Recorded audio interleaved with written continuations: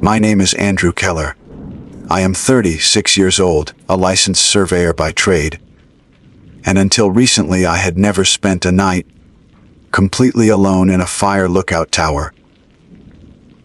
I am stating that plainly because what happened to me over the course of a single day last October is difficult to explain without sounding exaggerated. I am not a storyteller by profession. I measure land boundaries for a living. Precision matters to me. That is why I am writing this down, exactly as I remember it, in order, without embellishment. I rented the tower through a state program that allows civilians to stay in decommissioned fire lookouts for short periods. The listing described it as restored but historically intact. No electricity, no running water, propane stove only, radio for emergencies. I chose it because I wanted isolation.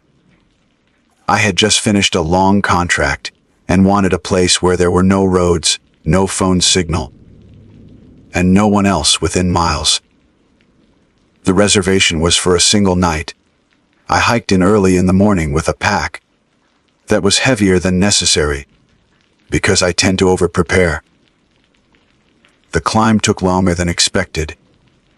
The trail was well maintained at first, then narrowed as it gained elevation. By the time the tower came into view, the sun was already high and the air had that thin, dry quality you only notice when you stop moving. The structure itself looked exactly like the photos. A narrow metal stairway bolted into the rock, rising to a square cabin perched above the tree line. It creaked slightly in the wind, a sound that felt more mechanical than natural. Inside, everything was orderly. A cot, a small table, a propane heater, shelves with basic supplies, and a thick logbook resting in the center of the desk. The cover was black, the corners worn soft, the spine repaired with tape. I assumed it was a standard guest log. Every rental I had stayed in before had one. People usually wrote their names, the date, a comment about the view. I did not open it right away. I unpacked first, checked the radio, tested the stove, and walked the perimeter of the catwalk that wrapped around the cabin. The visibility was excellent. From that height, the forest below looked calm, almost static, as if nothing moved without my permission. It was reassuring. I opened the logbook just after noon. The first few pages were normal. Names, dates, short entries. Some went back decades. Rangers noted weather patterns, visibility, wildlife sightings. Later entries shifted to civilians like me. Most were brief. A few mentioned the quiet, the stars, the sense of history. I skimmed, interested but not unsettled. Then I reached a section where the handwriting changed. The entries became longer, more detailed.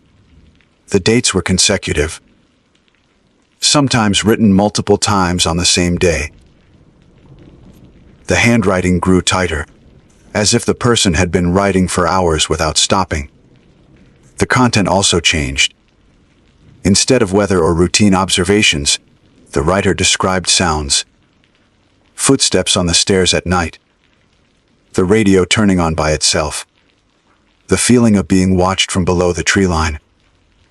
At first, I assumed it was fiction. People like to leave stories behind in places like this. It adds atmosphere. I smiled at that thought and kept reading. The tone shifted again. The writer began addressing the logbook, directly as if it were listening. They referred to it as a record that needed to be completed. They wrote about rules that were not posted anywhere in the tower. Rules about when to look out the windows. Rules about when not to answer the radio. Rules about counting the steps on the stairs every time someone climbed them, even if no one was there. I checked the date at the top of the page. It matched the final year the tower had been actively staffed. After that, The entries stopped abruptly. I closed the book. I remember feeling mildly uneasy, but not afraid. It felt like reading someone else's stress during a difficult assignment. Isolation does strange things to people. I told myself that and put the logbook back on the desk. The afternoon passed quietly. I ate, took notes for a personal project, and watched clouds move across the horizon. Around 4 in the afternoon, the radio crackled once. Just static. I picked it up, listened, then set it back down. No voices. Nothing unusual. As the sun began to lower, the wind picked up. The tower responded with soft metallic groans that traveled through the floor. I reminded myself that the structure was designed for this. It had stood for decades. At dusk, I reopened the logbook. I do not know why. I did not feel compelled. There was no sudden urge. I simply picked it up again, as if continuing a conversation I had paused earlier. I noticed something I had missed before. In the margins of several pages, there were small tally marks. Groups of 12, then a line through them. Over and over. On one page, next to a paragraph describing footsteps, someone had written, "They changed again." I flipped forward. The final entry was not dated. It was written in a careful, deliberate hand, different from the frantic writing before it. It said that anyone who stayed after dark needed to understand that the tower was never meant to be empty. That when the official lookout left, something else began using the space between shifts. The writer warned that the logbook was not a diary. It was a transfer. I laughed once, quietly, more out of discomfort than amusement, and closed the book for the second time. Night came quickly. The forest below disappeared into a dark mass, broken only by the faint outline of ridgelines. I turned on the lantern and cooked a simple meal. The radio remained silent. The wind died down. At exactly 8:17 p.m., I heard a single metallic thud from below. It sounded like a footstep on the lowest stair. I froze listening. A few seconds passed. Then another thud, higher this time. Slow. Measured. Someone was climbing. I moved to the window and looked down the stairway. It was empty. No movement, no sound. I waited, counting my breaths without realizing I was doing it. Nothing else happened. I told myself it was thermal expansion. Metal cooling unevenly. A common explanation.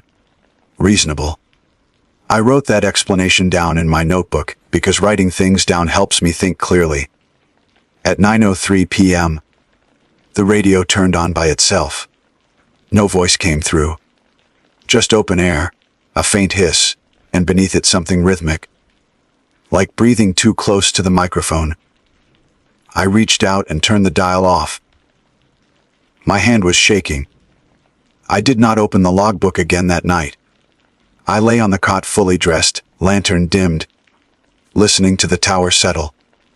Somewhere below, in the dark, something moved in a pattern that felt deliberate. I told myself I would leave at first light. I did not yet understand that the day was not over, and that the logbook was still waiting for me. I did not sleep. That is not a figure of speech, or a dramatic way of saying I slept poorly. I remained awake the entire time, lying on the narrow cot with my eyes open, tracking every sound the tower made as the night settled fully around it. The lantern cast a dull amber glow across the ceiling, just bright enough to remind me where I was. Outside that circle of light, the windows reflected nothing but darkness. The breathing on the radio did not return after I shut it off, but the silence that followed felt intentional, as if something had noticed my reaction and adjusted accordingly. Every few minutes, the metal frame beneath me gave off a soft pop or creak. Each sound came with a delay, like a response rather than a coincidence. At some point, I became aware that I was counting. I did not choose to start. I simply realized I had already reached 12, then started over without thinking about it. My breaths, the seconds between sounds, the distance between my heartbeat, and the next noise from outside. 12, then a pause, then again. When I caught myself doing it, my stomach tightened. I sat up and swung my legs over the side of the cot. The floor was cold through my boots. I stood still, listening. The tower was quiet. Too quiet. Even the wind had dropped completely, leaving the forest below in a state that felt paused, like a held breath. I told myself I needed to ground the situation in something physical, something explainable. I needed light. I turned the lantern up slightly and walked to the desk. The logbook was exactly where I had left it. I stared at it for a long moment before touching it. The cover looked heavier than it had earlier, as if the object itself carried more weight now that night had fallen. I was aware of a strong, irrational urge not to open it. That awareness did not stop me. I flipped back to the section with the tally marks. This time, I noticed something new. Some of the tallies had been crossed out and rewritten slightly lower on the page, as if the original count had become invalid. Next to one cluster, in smaller writing, someone had added a note. Do not assume the number stays the same. My mouth felt dry. I read further, forcing myself to take in the words slowly, deliberately. One entry described the sound of footsteps, stopping exactly 3 steps below the trapdoor. Another described the feeling of pressure in the ears, like standing at altitude too long. The writer emphasized timing. If the sounds came too quickly, it meant something different than if they came slowly. If they stopped altogether, that was worse. I reached the end of the page and froze. At the bottom, in ink that was darker and fresher than the rest, a single sentence had been written. Still here. I know what you are thinking. I know what I would think, reading this. Ink does not appear on its own. Someone must have written it before I arrived. The explanation is simple. Except I had checked that page earlier. I am certain of it. I remember the blank space at the bottom, the way the last paragraph ended abruptly, leaving room for more that never came. I remember that clearly because I found it unsettling at the time. My hands were cold enough that I could pulse in my fingertips. I shut the logbook and stepped away from the desk. That was when I heard the stairs again. This time there was no mistaking the sound. A slow, steady sequence of metallic impacts, each one evenly spaced, each one moving upward. I crossed the room to the window and leaned out cautiously, keeping my body inside the frame. The stairs were visible in the lantern light spilling outward. The lower section disappeared into darkness, but I could see enough to know there was no one there. No flashlight, no silhouette, no movement. The sound continued anyway. One step, then another. I backed away from the window, heart pounding hard enough that I was afraid it might drown out everything else. The footsteps reached the point where they should have stopped, just below the trapdoor. They did not. The sound continued, now coming from directly beneath the floor. The tower shuddered, just slightly, like something had shifted its weight inside the structure. I felt it through my boots, a subtle vibration that traveled up my legs and settled in my chest. I dropped to my knees without deciding to. The floor was cold and solid under my palms. I pressed my ear to it, listening. There was no scraping, no banging, just that same measured rhythm. now impossibly close, circling the space beneath me. 12 steps. Then silence.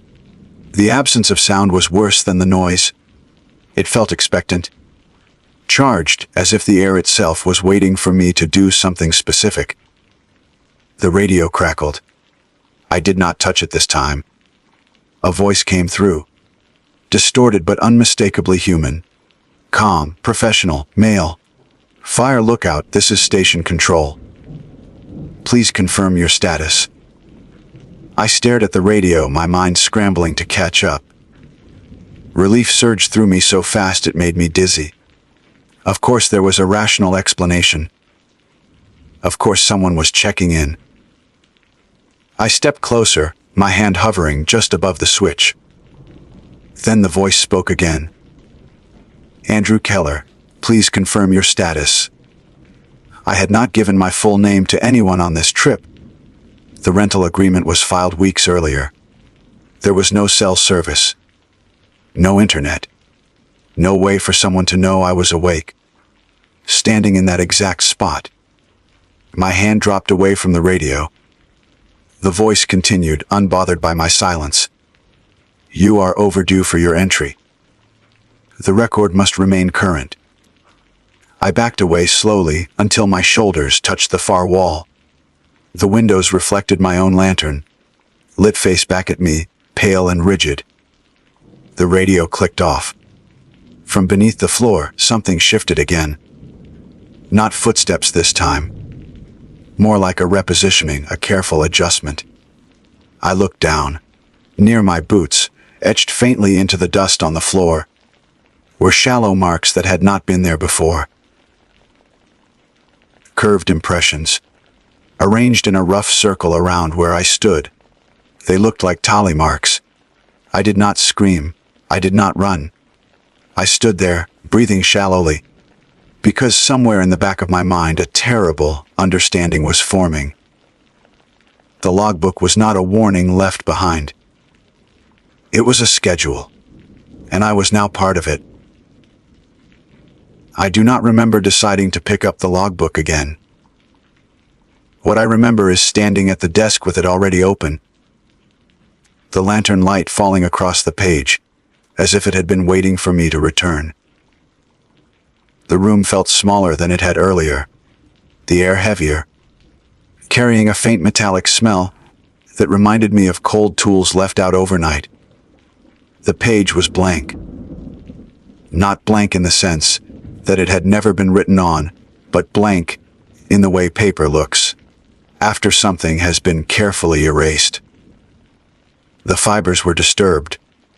I could see shallow impressions where words had once been pressed into the page. Whoever had written there had done so with enough force to scar the paper. I traced one of the indentations with my fingertip. It curved slightly, then straightened, then stopped. A letter, or part of one.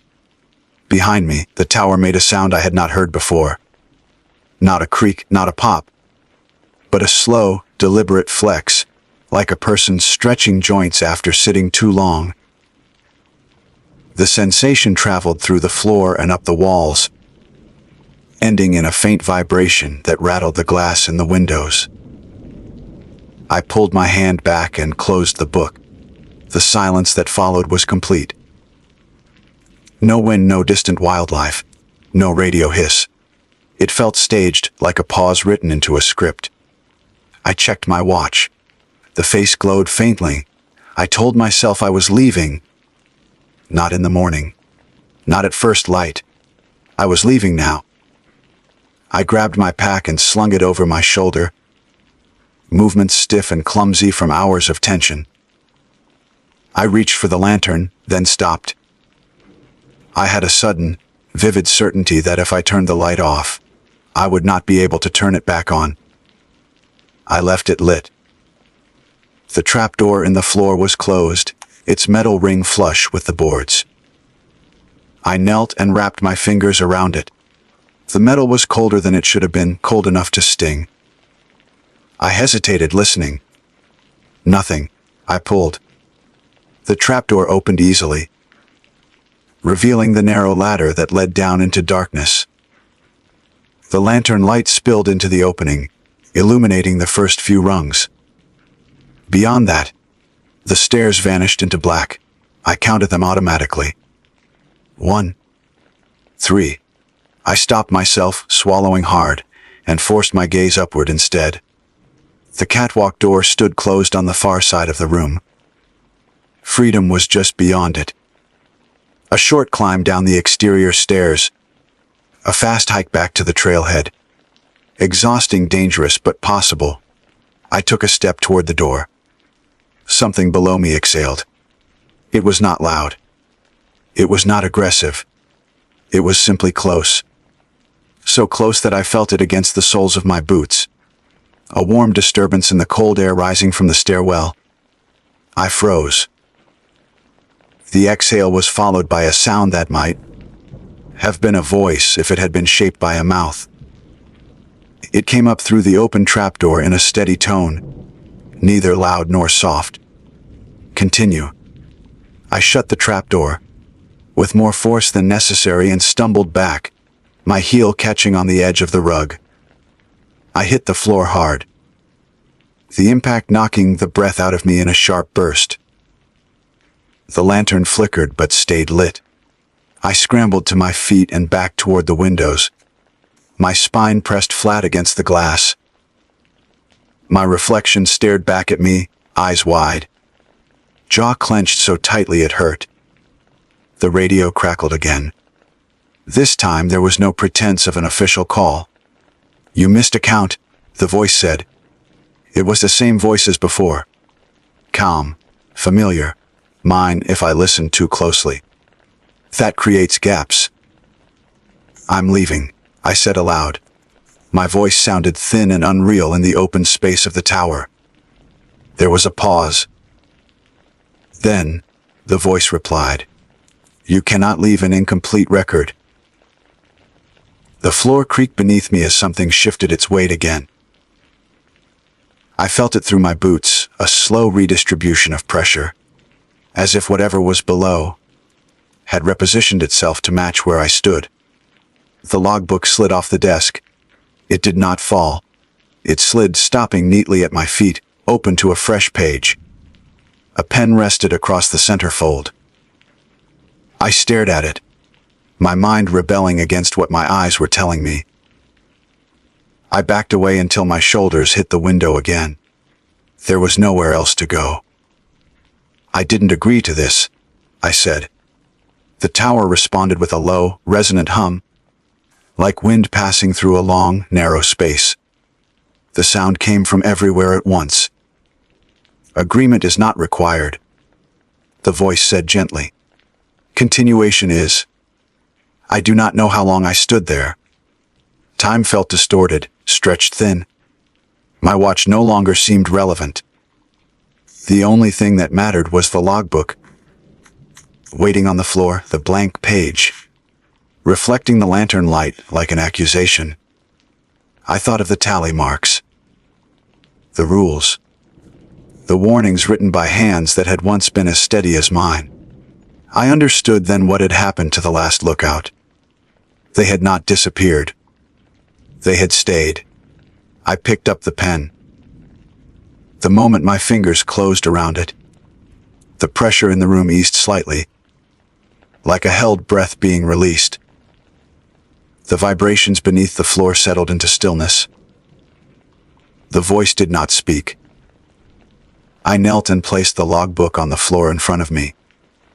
The page was empty, but I could feel where to start, the same way you know where a line should be drawn before you draw it. I wrote my name. The pen moved smoothly, almost eagerly. The letters looked wrong somehow, too precise, as if copied from memory rather than written by hand. I wrote the date. It filled itself in before I finished. I wrote about the sounds, the steps, the radio, the counting. I wrote carefully, methodically, recording each detail exactly as it had happened. As I wrote, the tower grew quieter, calmer. The air warmed slightly. The lantern stopped flickering. When I finished, I set the pen down. The page was full. Beneath my final sentence, a new line appeared, written in the same dark ink as before. Accepted. The catwalk door creaked open behind me. I stood slowly and turned. The night outside looked unchanged. The stairs were empty. The forest lay still and dark, indifferent to what had occurred above it. I did not run. I walked out, closed the door behind me, and descended the stairs without counting them. The tower did not make a sound as I left. I reached the trailhead just before dawn. My car was untouched. My phone regained signal as if nothing had ever been wrong. I did not report the incident. I did not tell anyone where I had stayed. Weeks later, I checked the rental listing out of morbid curiosity. The tower is no longer available. The description has been updated. It now states that the site is closed indefinitely due to incomplete records. I thought leaving the mountain would end it. That belief carried me through the drive home. Through the first shower where I stood under hot water until my skin burned. Through the morning sunlight, filling my apartment in a way that felt too bright, too clean to belong to the same world as the tower. I told myself that fear lingers after intense stress, that the mind replays patterns long after the threat has passed. I used the same reasoning I apply to boundary disputes and measurement errors. Identify the cause, account for it, move on. That logic held for exactly 40 minutes. I was making coffee when I noticed the notebook on my kitchen table. I do not keep a notebook there. I am careful about that. Work materials stay in my office. Personal notes stay in my backpack. This notebook was neither. It was black, unmarked, with softened corners and a spine reinforced with clear tape. I did not touch it right away. I stood perfectly still, listening to the apartment. The refrigerator hummed. Traffic moved somewhere outside. Everything sounded normal. That made the presence of the notebook worse, not better. It did not belong, and nothing else acknowledged that fact. I approached slowly and opened it. The paper inside was the same weight and color as the logbook pages in the tower. The ruling was identical. Even the faint smell was there. That dry, metallic scent I had noticed under the lantern light. The first page was filled. My handwriting stared back at me. Not copied. Not imitated. It was mine in every way that mattered, the slight slant to the right, the way my lowercase letters tightened near the end of a line, the pressure marks where I habitually paused. I recognized sentences I remembered writing the night before, but there were additions, clarifications, corrections. At the bottom of the page was a short note written in darker ink. Post. Transfer continuity confirmed. My coffee maker beeped, startling me hard enough that I knocked the notebook onto the floor. It landed open to another page. This one was blank. I backed away, my heart racing, and grabbed my keys. I left the apartment without finishing. Without closing the notebook. Without checking whether it would still be there. When I returned, I needed distance, movement, proof that the world outside still operated by familiar rules. The drive to my office took longer than usual, because I kept glancing at the passenger seat, half expecting the notebook to appear there. It did not. The seat remained empty. That should have reassured me. It did not. At work, I tried to focus on routine tasks, emails, calls, reviewing site plans. Every few minutes, I caught myself counting again. The number of keyboard taps between pauses. The steps from my desk to the printer. 12, then a reset. Around mid-morning, a colleague stopped by my office doorway. "Rough trip?" he asked casually. You look like you didn't sleep." I opened my mouth to answer and stopped. For just a fraction of a second, the room felt wrong. Not altered, not distorted. Just slightly out of alignment. Like a measurement taken from the wrong reference point. My colleague's eyes flicked briefly past me, toward the far wall, then back. "You should update your logs," he added, still smiling. "What did you say?" I asked. He blinked. "I said you should take a day off. You look burned out." I nodded and thanked him, forcing a smile of my own. When he left, I locked the door. I checked every corner of the office. Under the desk, inside the filing cabinets, behind the door, nothing out of place. No notebook, no pen, no logbook. The relief that followed was short-lived. When I sat down, I noticed shallow impressions on my desk pad. Long, curved marks pressed into the surface, faint but deliberate, arranged in a loose circle around my keyboard. Tally marks. I left work early. Back at my apartment, the notebook was exactly where I had left it, open to the blank page. A pen lay neatly across the center, aligned with the margin. I did not pick it up. Instead, I sat on the couch and stared at it from across the room, trying to understand the boundaries of what had followed me home. The tower had demanded a record. I had completed it. The page had been accepted. That should have been the end. Unless the record was not tied to the location. Unless it was tied to me. That night, the counting returned in full force. Every sound in the apartment arrived in sequences. Footsteps in the hallway outside my door came in measured intervals. The hum of the refrigerator shifted pitch in repeating cycles. Even my own breathing began to feel regulated, as if something else were setting the pace. At 11:42 p.m., my phone lit up. There was no notification, no missed call. Just the screen glowing faintly, displaying a single line of text in a plain system font. Entry overdue. I turned the phone face down and stood up. The notebook was no longer on the table. It sat on the floor at my feet, open, waiting. I understood then that distance did not matter. The tower had not released me. It had reassigned me. The record required continuity, and I was now the nearest available structure capable of maintaining it. I knelt slowly. The moment my knees touched the floor, the pressure in my ears eased. The background noise of the apartment softened, settling into a tolerable hum. The blank page seemed less accusing, more procedural. I picked up the pen. This time, there was no hesitation, no argument left to make. I wrote about the notebook appearing, about the marks on my desk, about the way people's words slipped when they came too close to the truth. I wrote about the counting, the timing, the sense of alignment returning as long as I continued. When I finished, I waited. Nothing dramatic happened. No voice.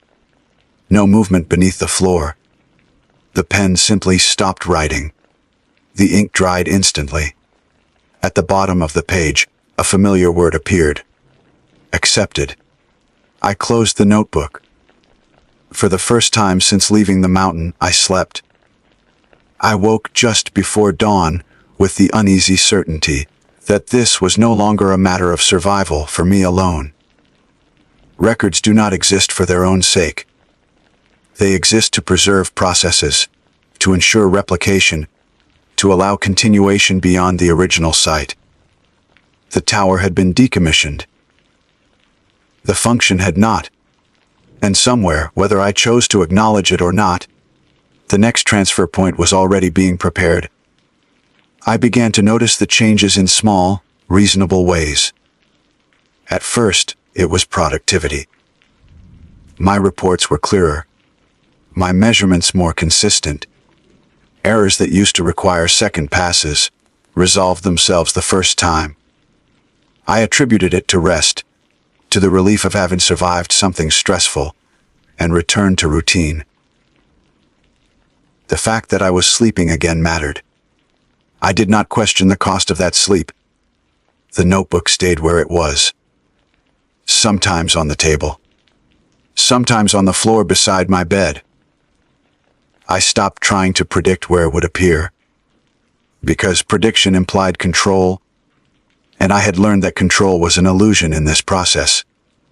It never surprised me anymore. It simply existed. The entries came nightly. Not always at the same time, but always after the day had fully settled. After external noise reduced enough for internal patterns to become audible. I would feel the pressure first, a subtle tightening behind my eyes, a faint imbalance in my ears. That was the signal. Ignoring it only made the sensation worse, stretching it out, distorting the timing of everything else around me. Writing resolved it. I did not embellish. I did not editorialize. I recorded. Sounds, intervals, deviations. The way people paused mid-sentence and corrected themselves when they stood too close to me. The way elevators lingered between floors for half a second longer than necessary. The way stairwells echoed even when empty. I learned quickly what not to write. Speculation caused resistance. When I tried to draw conclusions, the pen would drag, the ink thinning until it nearly vanished. When I stuck to observation, the writing flowed. The notebook did not want understanding. It wanted accuracy. One night, halfway through an entry, the pen stopped. Not because I had finished, but because the pressure in the room shifted sharply, like a sudden drop in altitude. I froze, pen hovering over the page. The silence deepened. Then, very gently, something knocked on my apartment door. I stared at it from the floor, my heart rate spiking. No one knocked on my door at that hour. Friends texted. Deliveries came during the day. The hallway outside should have been empty. The knock came again. 3 measured taps, evenly spaced. I did not move. The notebook lay open in front of me. The last line I had written described the building settling at night, the way the pipes clicked as temperatures changed. The page waited. Unfinished. The knock came a third time. I stood slowly, keeping my movements controlled, and crossed the apartment. I did not look through the peephole. I do not know why. I think I already understood that seeing was optional, but acknowledgement was not. I opened the door. The hallway was empty. The lights hummed softly. The carpet lay undisturbed. No footsteps retreated. No doors stood ajar. Nothing indicated that anyone had been there at all. On the floor in front of my door sat a single object. A logbook. Not my notebook. This one was larger, heavier, its cover scuffed and darkened with age. The same black cover. The same reinforced spine. The same weight that had once rested on the desk, beneath a lantern in a tower miles away. I did not touch it. I closed the door carefully and locked it, then backed away until my calves hit the couch. The pressure behind my eyes intensified. A sharp insistence now, like a missed step in a familiar sequence. The notebook on the floor rustled softly. A page turned by itself. I crossed the room and knelt, my movements automatic. The notebook now displayed a single line I had not written. Secondary intake pending. My gaze drifted to the apartment door. I shook my head, a reflexive denial that felt weak even as I did it. No, I said quietly. I'm not doing that. The pressure increased. The air thickened, the room seeming to contract by inches. The hum of electricity in the walls rose in pitch. Somewhere above me, a neighbor's footsteps slowed, then stopped, as if they had reached a landing and for they were going. I understood then that refusal was not a boundary. It was a delay. The logbook outside was not a threat. It was an offering. A continuation point. Something had finished at the tower. Something else had been active before me. Now the process was expanding. I opened the notebook and wrote. I wrote about the knock. About the hallway. About the second logbook waiting beyond my door. I did not speculate about who had carried it or how it had arrived. I recorded only what could be confirmed. As soon as I finished, the pressure eased. I stood, crossed the room, and opened the door again. The logbook was gone. In its place, pressed faintly into the carpet, were shallow marks leading away down the hallway. Not footprints. Not exactly. More like impressions left by something that did not lift its weight entirely as it moved. I did not follow them. The next morning, I found a new entry in my notebook. Not written by me. The handwriting was steadier, more practiced. The language formal, detached. Transfer deferred. It read, "Primary recorder remains functional." I stared at the words for a long time, a cold realization settling in my chest. I was no longer just maintaining a record. I was being evaluated. Over the following days, the world around me continued to align. Conversations corrected themselves. Mechanical systems behaved more predictably when I was nearby. Small disruptions smoothed out without explanation. People sought me out without knowing why, standing a little too close, speaking a little too slowly. I began to understand the role I was filling. Fire lookouts were not chosen for their view.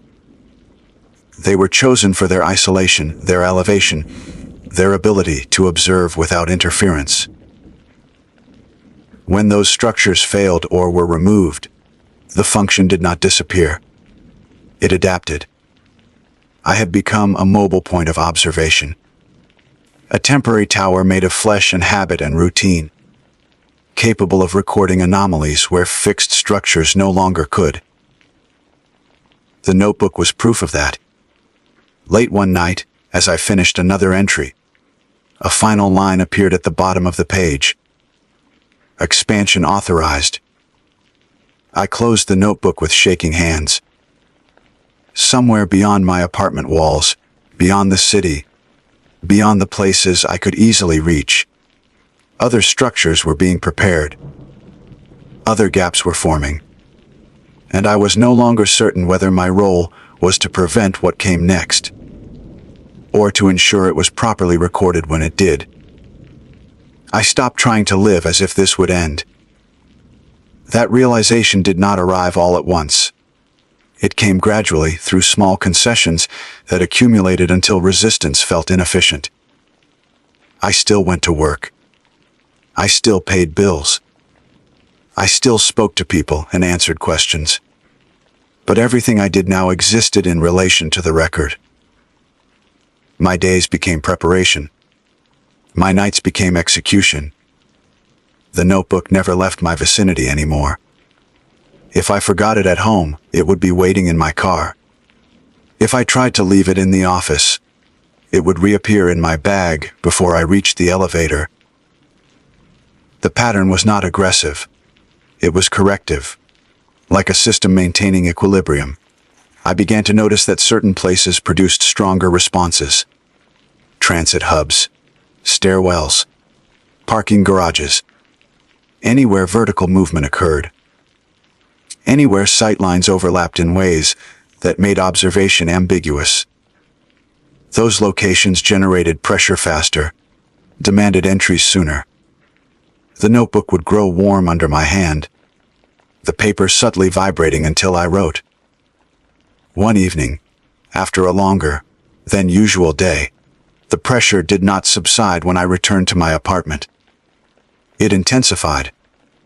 I stood in my living room, notebook open on the table, pen in hand, and waited for the familiar easing that usually followed the first few lines. It did not come. The air remained dense, the hum in the walls sharpening into a near whine.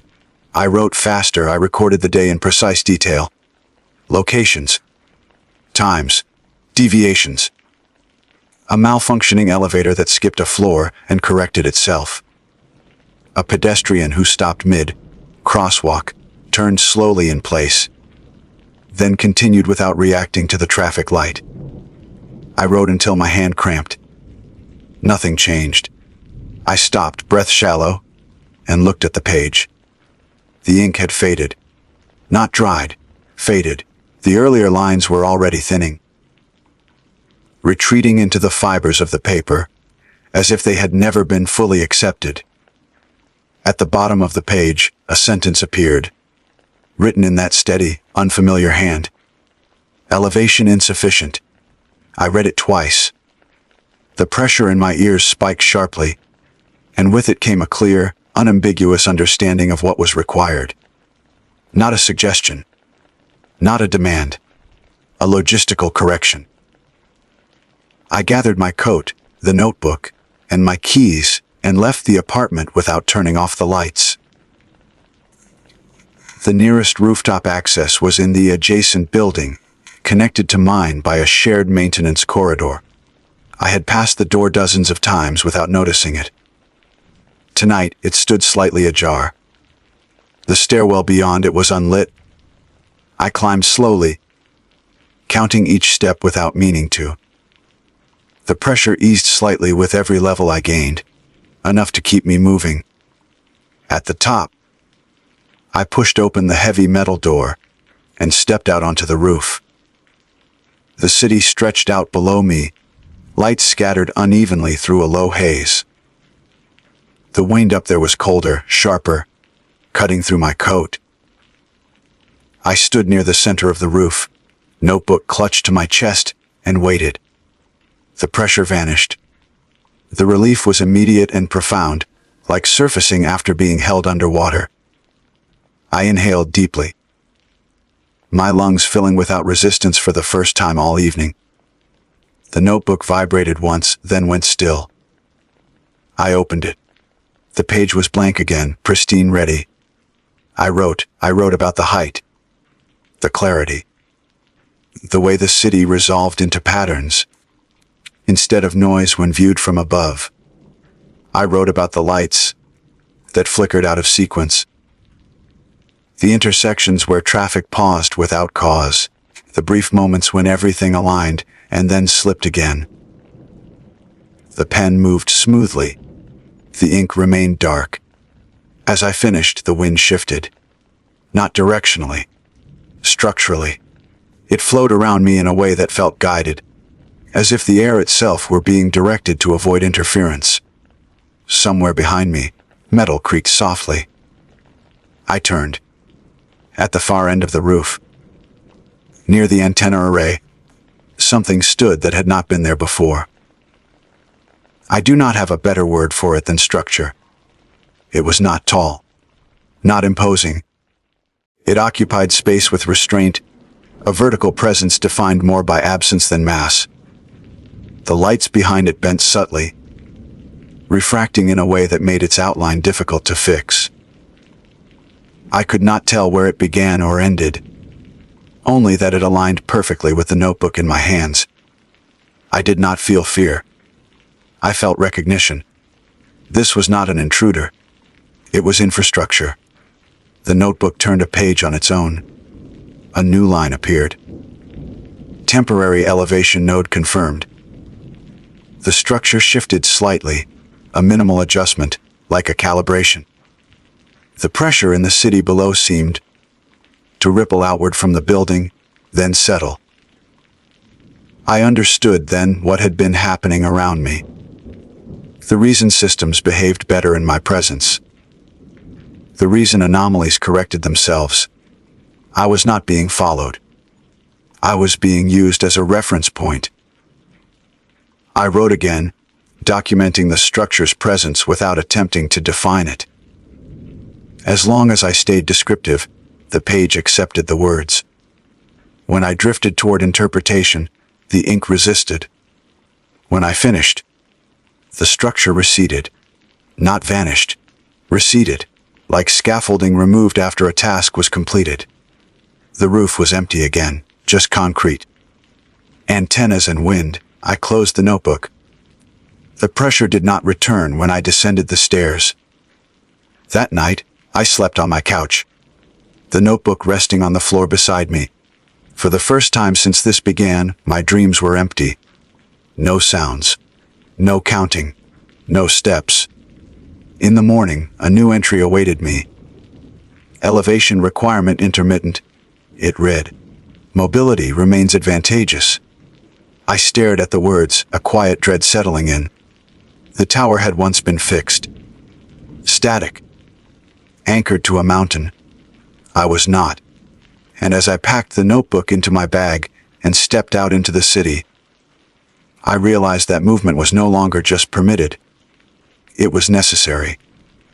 Whatever this system was becoming, it did not want to be confined to remote places anymore. It was learning how to walk. Movement changed everything. Once I understood that the system responded to position as much as presence, my days reorganized themselves around paths instead of places. I stopped driving when I could. I took stairs instead of elevators. I lingered in underpasses, pedestrian tunnels, transit platforms at off hours.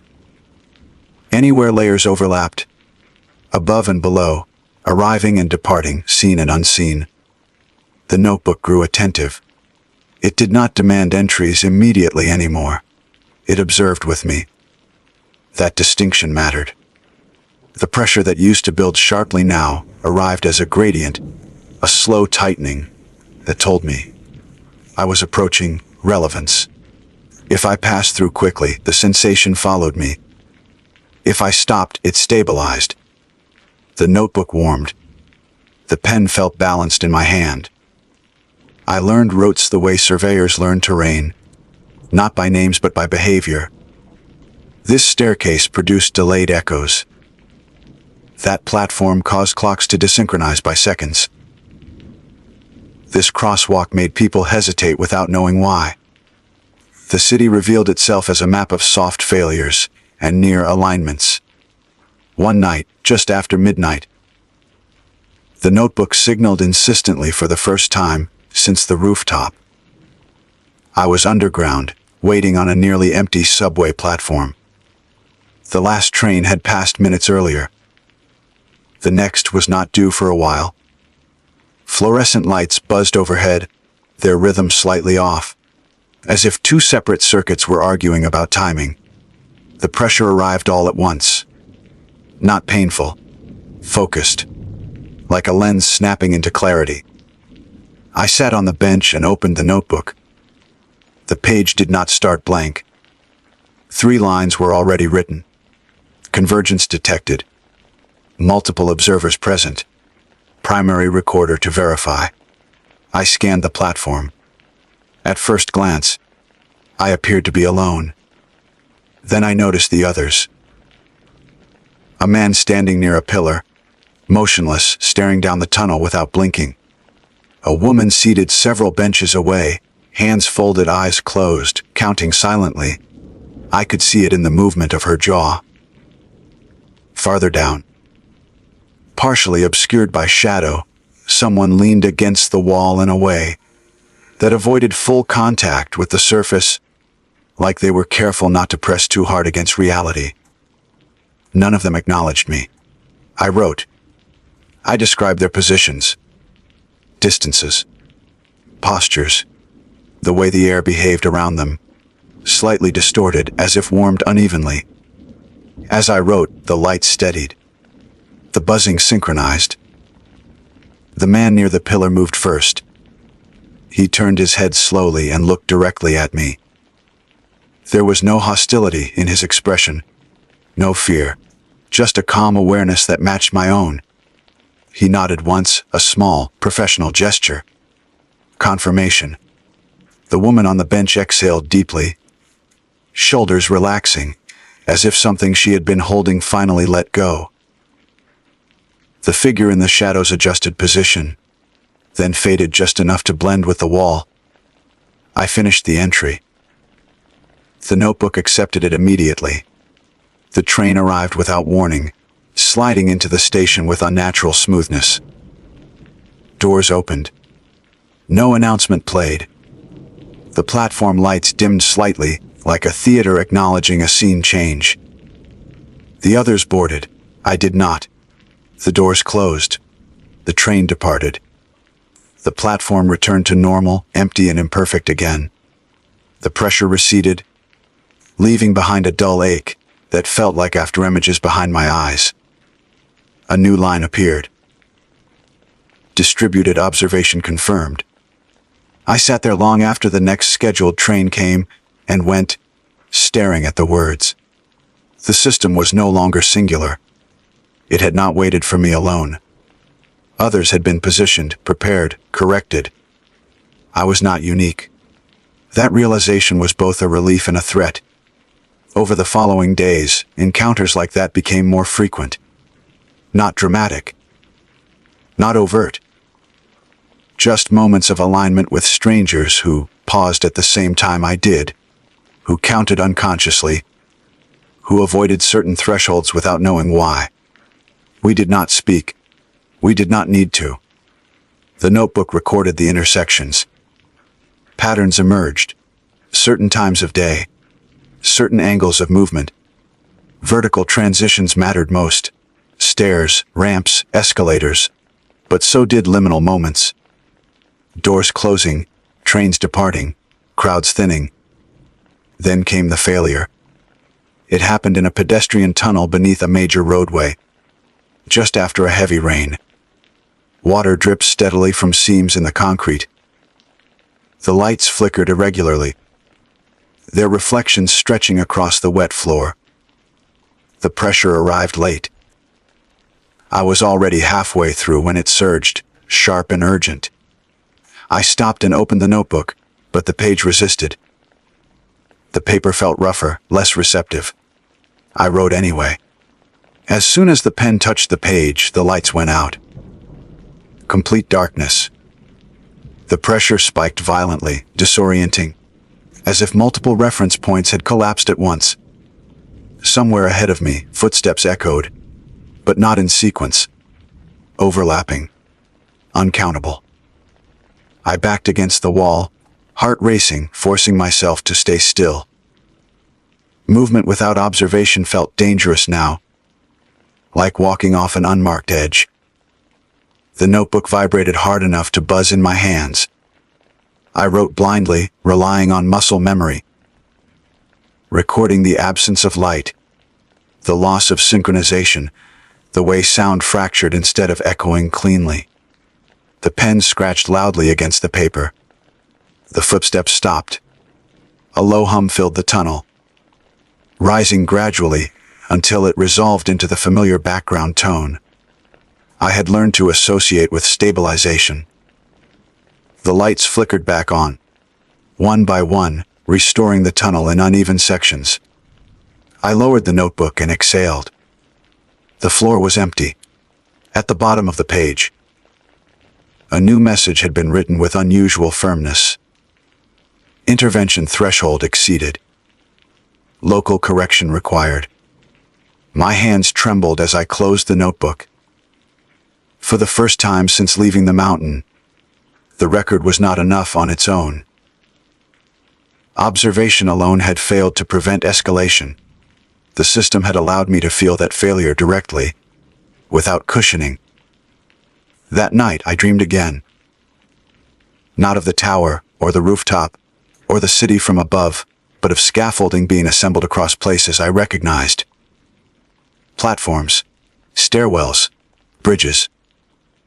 Each structure incomplete on its own, but connected through lines I could not see until I stepped back.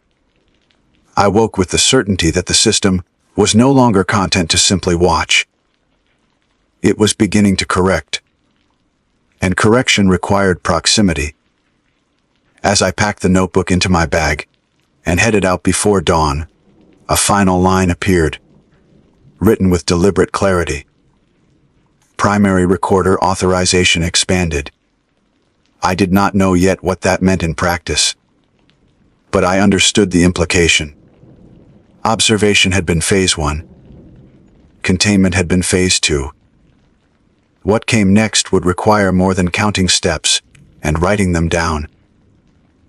It would require deciding where to stand when something went wrong, and where not to let it go. Authorization changed the way the pressure felt. Before, it had been a signal, an alert that something nearby required attention. Now it arrived with direction, a pull rather than a squeeze. Subtle, insistent, like gravity recalibrated just enough to favor one path over another. I stopped choosing where to go. That sounds passive, but it was the opposite. I remained fully conscious of my movements. I simply stopped debating them. When the pressure leaned east, I went east. When it settled lower, I descended.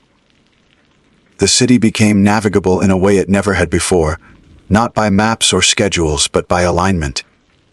The notebook reflected the change immediately. Pages no longer waited blank. They arrived partially structured. Margins thickened. Lines faintly impressed into the paper before I wrote. Sometimes entire sections were marked by subtle variations in texture, guiding where one observation should end and another begin. I was no longer just recording. I was maintaining continuity across sites. The first time I understood what that meant was on the bridge. It was a pedestrian suspension bridge, spanning a narrow river cut through the older part of the city. I had crossed it dozens of times before without noticing anything unusual. Tonight, the pressure led me there with unusual urgency, tightening the closer I came. Fog rolled in from the water, low and dense, swallowing the lower cables and turning the far end of the bridge into a vague suggestion rather than a destination. The streetlights along the span glowed diffusely, their halos overlapping in a way that flattened depth perception. I stepped onto the bridge. The pressure vanished, not eased, not reduced gone. That absence was more alarming than any previous intensity. It felt like stepping into a vacuum, a place where reference points had been removed altogether. My balance faltered slightly, and I had to grip the railing to steady myself.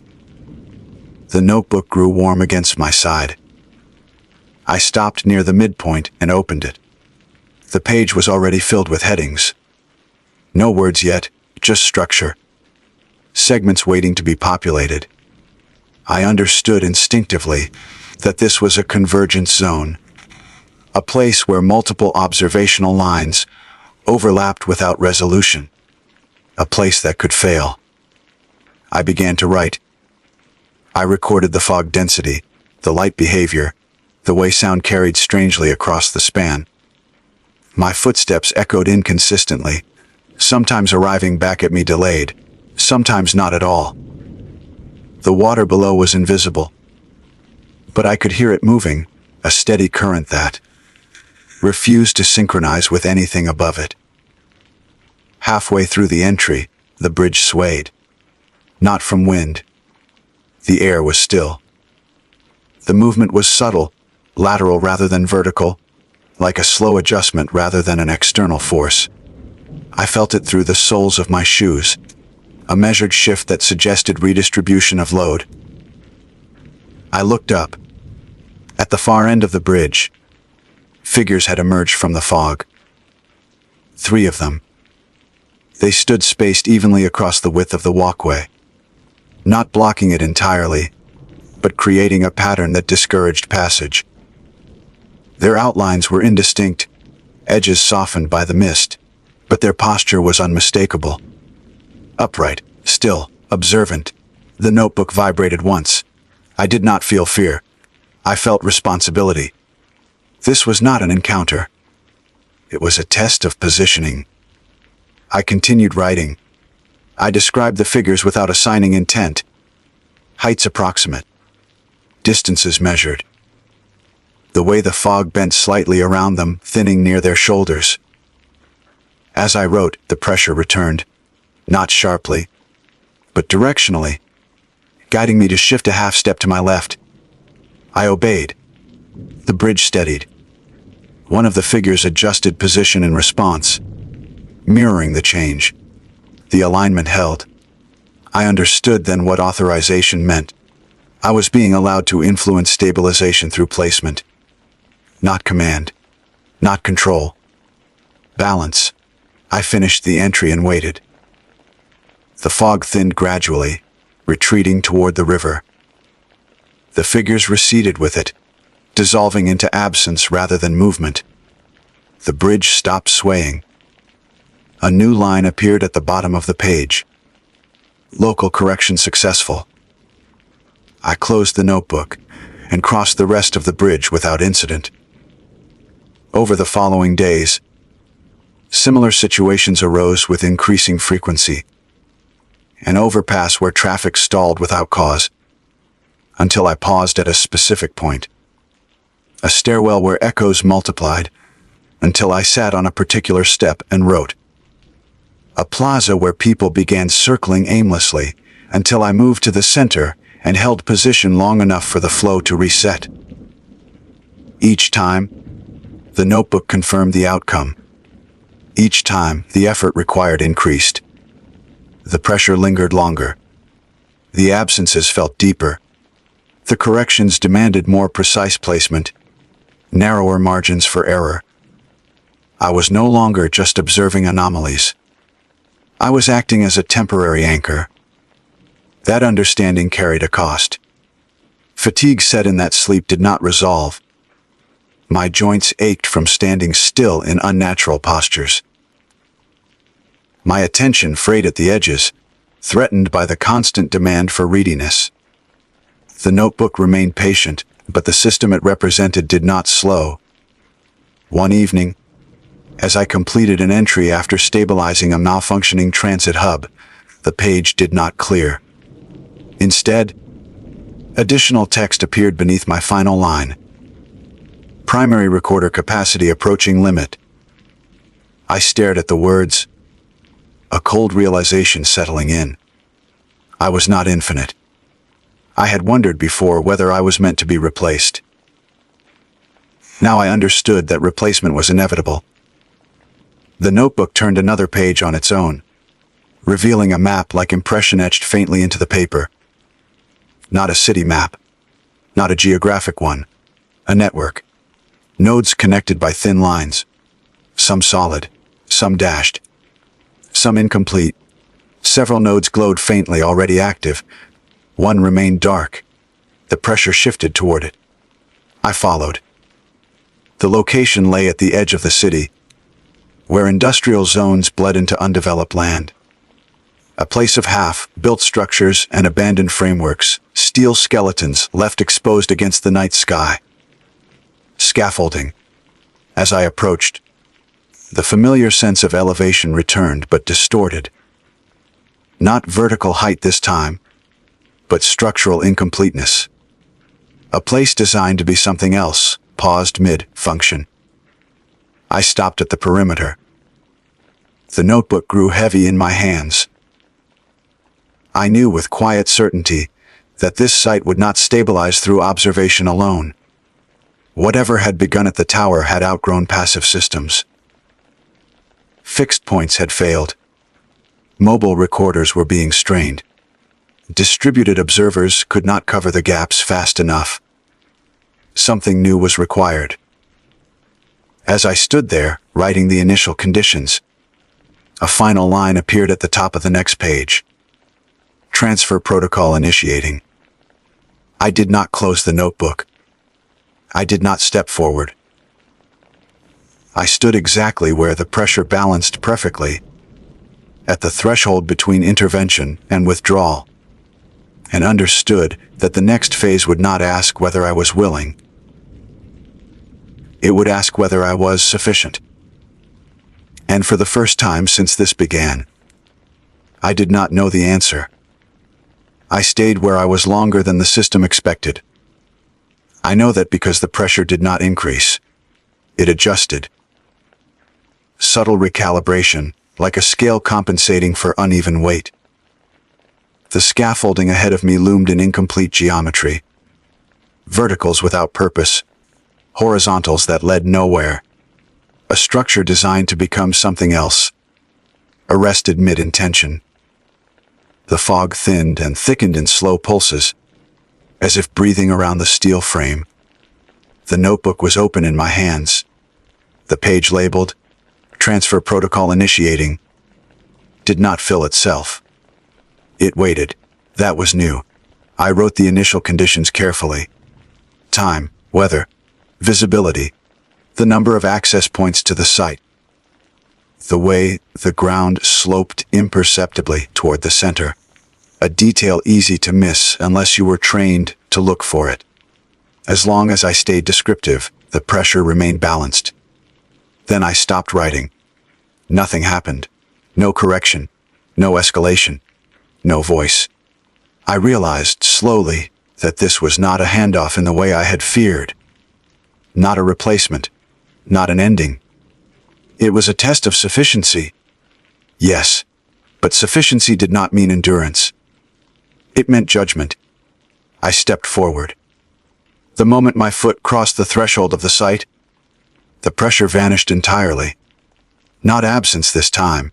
Resolution. The feeling was unmistakable, like a completed circuit. The notebook warmed once, then cooled. I moved into the scaffolding. The structure responded immediately. Metal resonated softly under my weight, not creaking but aligning. Each step producing a muted tone that settled quickly. I counted without meaning to and noticed, with a quiet shock, that the number did not matter anymore. The steps did not change. At the center of the site, beneath the densest lattice of beams, the air felt still in a way I had not experienced since the tower. Not quiet. Still, like a held equation. I stopped. The notebook turned pages on its own until it reached the final one. It was already written. Not in words at first. Just impressions. Layers of pressure marks. Tallies rewritten and rewritten again. Dates without numbers, names that never quite formed. The accumulated residue of previous recorders. Previous structures. Previous attempts to maintain continuity when fixed points failed. At the bottom of the page, a single line resolved into legible text. Recorder discretion required. I understood then. The system was not expanding endlessly. It was converging. It had tried towers. It had tried mobility. It had tried distribution. Each phase bought time, but time was not the objective. Stability was, and stability required choice. I closed the notebook. The act felt heavier than anything I had done before, like setting down a load that had been part of my body for too long. The pressure did not return. The site did not react. The scaffolding remained inert, incomplete, waiting. I sat on a concrete block and looked out across the edge of the city. Lights flickered at the boundary between ordered grid and unplanned sprawl. Beyond that, darkness resumed its older shape. I thought about the tower. Not the fear, not the sounds. The function. A fire lookout does not stop fires. It sees them early enough that others can. It exists to create time and context, not solutions. When the tower failed, the system adapted, but it lost something in the process. Distance. Perspective. I stood. The pressure returned. Faint but approving. I opened the notebook one last time and wrote a final entry. I recorded the decision. I wrote that the site was unsuitable for transfer, that the structure lacked isolation, that proximity to dense human movement introduced unacceptable variables, that further expansion would increase intervention, thresholds beyond manageable limits. The pen did not resist. I wrote that the recorder would remain mobile but disengaged from propagation. Observation only. No further anchors. No new nodes. The ink stayed dark. At the end, I wrote a single sentence, careful and precise. Record closed by discretion. The notebook grew cold. A vibration passed through the scaffolding, shallow and brief, like a sigh.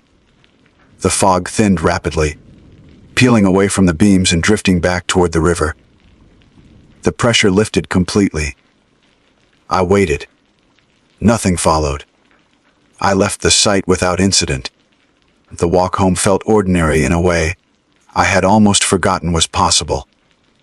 Streetlights buzzed imperfectly. Cars idled too long at intersections. People moved with the small inefficiencies of unsynchronized lives. No one paused when I passed. No one corrected themselves mid-step. At my apartment, the notebook did not reappear. Days passed. Then weeks. The world remained flawed. Gloriously so. I returned to work. My measurements drifted back into acceptable margins. Elevators stalled again. Stairwells echoed inconsistently. The city resumed its small failures, its tolerable misalignments. Sometimes, late at night, I still feel the urge to count. It passes. The rental listing for the tower is gone now. Not marked closed. Removed entirely, as if it had never been offered.